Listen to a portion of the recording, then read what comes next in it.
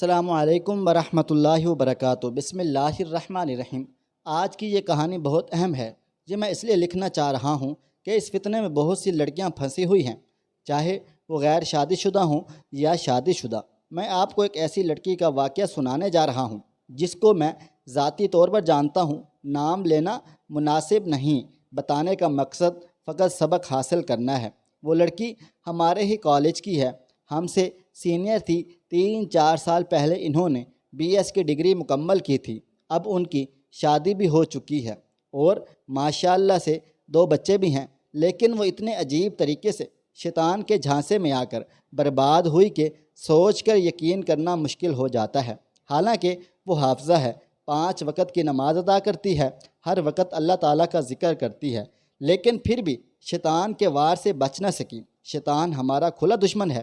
وہ ایک نہیں، ہزاروں جانب اور ہزاروں طریقوں سے ہم پر حملہ آور ہوتا ہے، اور اللہ تعالیٰ کے پیارے بندوں سے تو نفرت کرتا ہے، انہیں بھٹکانے کی ہر ممکن کوشش کرتا ہے۔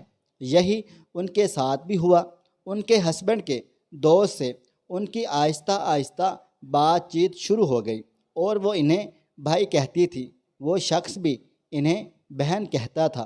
مختصر یہ کہ ان کی بات چیت اور تعلق اتنا آگے بڑھ گیا کہ وہ ایک دوسرے کو بھائی اور بہن کہنا بھول گئے، اور بات ملاقات تک پہنچ گئی۔ دونوں شادی شدہ اور بچوں والے ہیں۔ اب اس شخص نے لڑکی سے رابطہ ختم کر دیا ہوا ہے۔ اس کا کہنا ہے کہ ہم دونوں برباد ہو جائیں گے، تمہارا اور میرا گھر خراب ہو جائے گا۔ لیکن لڑکی اس شخص کی اس حد تک عادی ہو گئی ہے کہ اسے کچھ اور نظر ہی نہیں آتا، اپنے بچے اور شوہر بھی نہیں۔ نماز وہ اب بھی پڑھتی ہے، ذکر اذکار بھی کرتی ہے، لیکن اس شخص کا خیال دل سے نہیں نکال پا رہی۔ اس کے سب جاننے والے اسے سمجھا چکے ہیں، اور یہ بات ایسی ہے کہ بھی نہیں ہر کسی سے شیئر کی جا سکتی۔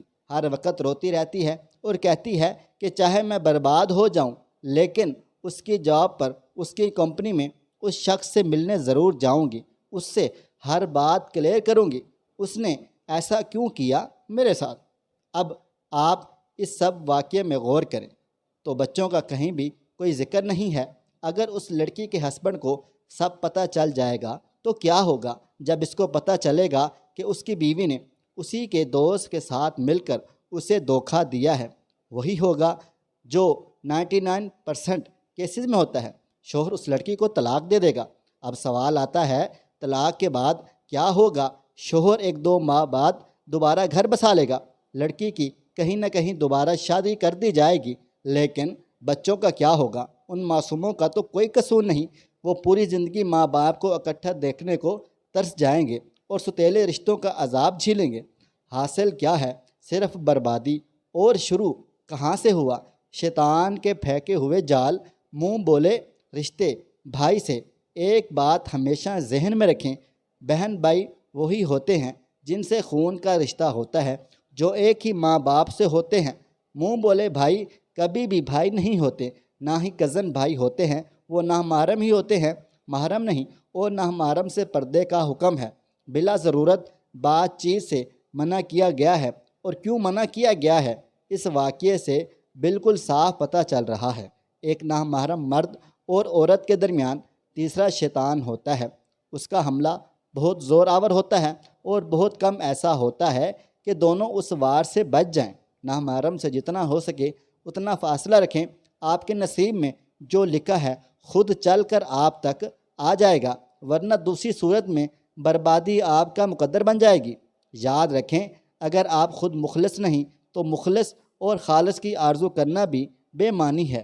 کچھ لوگوں کو میرا مضمون اچھا لگے گا، اور ہو سکتا ہے کچھ لوگوں کو میرے مضمون سے بہت سا اختلاف بھی ہو، لیکن یہ بات برحق ہے کہ بھائی ہمارا صرف وہی ہوتا ہے جسے اللہ پاک نے بنایا ہے۔ موبائل پہ، انٹرنیٹ کی دنیا میں، یا پھر آپ کی حقیقی زندگی میں بننے والے بھائی آپ کے بھائی کبھی نہیں ہو سکتے، کیونکہ جن کے ساتھ اللہ تعالیٰ نے ہمارا رشتہ بھائی کا نہیں بنایا وہ ہمارے لیے نامحرم ہیں اور نامحرم رہیں گے۔ جنہیں اللہ پاک نے ہمارا بھائی بنایا ہے ان کے ساتھ ہمارا نکاح نہیں ہو سکتا، لیکن جنہیں ہم بھائی بنائیں وہ ہمارے ساتھ نکاح بھی کر سکتے ہیں۔